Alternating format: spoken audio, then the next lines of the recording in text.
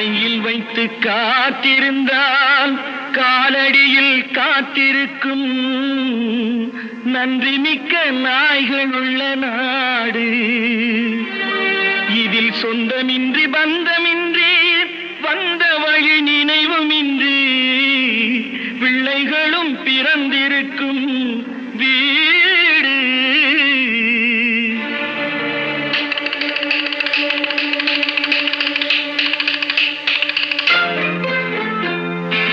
ராம நாடகத்தில் 3 தம்பிகளின் உள்ளம் கண்டேனே, நல்ல பாரதத்தில் 4 தம்பிகளை நானும் கண்டேனே. ராம நாடகத்தில் 3 தம்பிகளின் உள்ளம் கண்டேனே, நல்ல பாரதத்தில் 4 தம்பிகளை நான்